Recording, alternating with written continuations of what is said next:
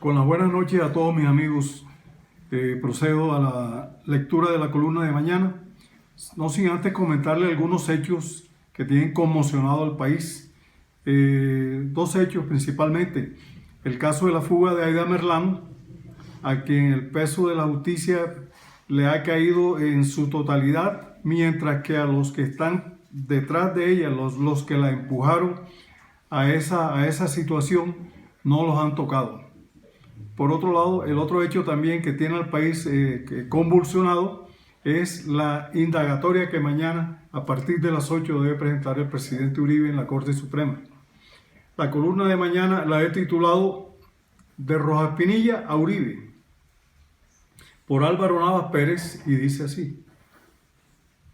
en los momentos en que leen esta columna se habrá iniciado la tan esperada indagatoria que la Corte Suprema de Justicia le estará haciendo al expresidente Uribe. Un hecho sin precedentes en la historia de Colombia, porque nunca antes un presidente había sido llevado a estas instancias dentro del Código Penal, con la posibilidad de que un fallo que pudiera enviarlo a la cárcel, y digo un caso único en la historia, porque el juicio al que fue sometido el general Gustavo Rojas Pinilla cuando era presidente,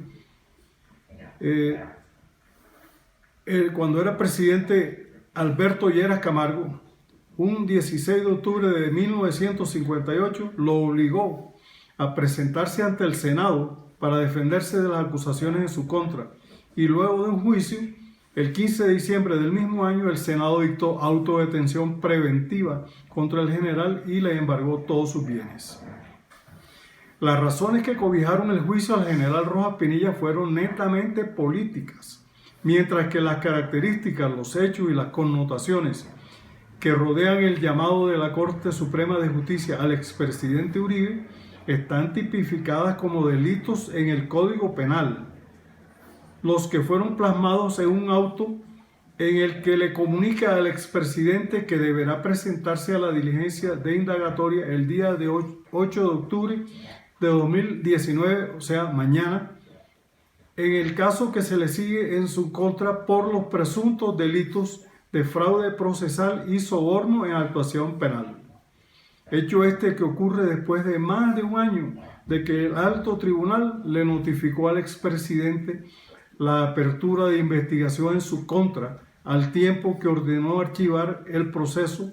contra el senador Iván Cepeda que el mismo Uribe había impetrado contra él.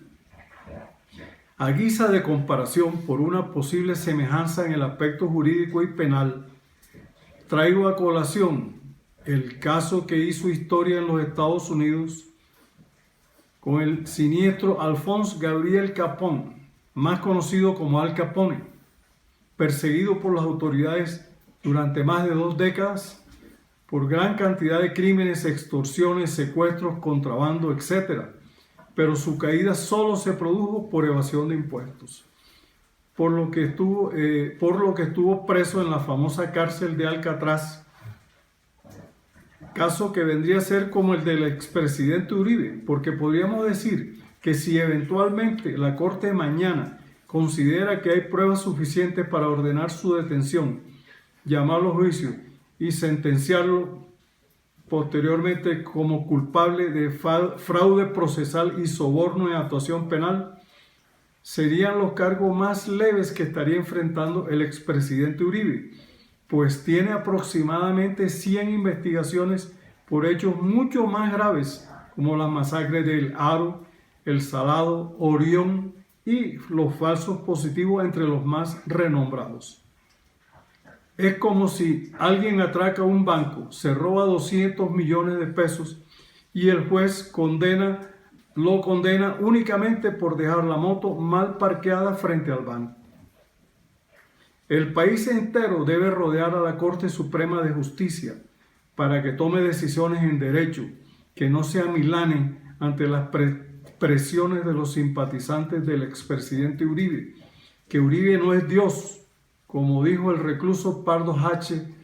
al testigo clave en este mismo proceso, Juan Guillermo Monsalve, tratando de convencerlo de que se retractara de su testimonio ya expresado ante la Corte, que no le dé importancia al comentario de la revista Semana cuando dice que el fallo que profiera la Corte, favorable o desfavorable al expresidente, va a provocar el rechazo de medio país. Eso no es verdad, porque como dice en el Congreso, sobre este caso hay suficiente ilustración y no son las amenazas, las azonadas, las profecías apocalípticas con las que pretenden atemorizar a Colombia, con lo que van a cambiar el veredicto que la mayoría de los colombianos ya tenemos y hemos establecido. Colombia debe decir basta ya, necesita pasar esta página, este purgante para resolver estos problemas, para volver a la normalidad, a la tranquilidad y a la paz que anhelamos todos, pero que tanto fastidia a algunos. Adenda. ¿Para cuándo la indagatoria de los políticos de Barranquilla implicados en el caso de Aida Merlano? Estos manes tienen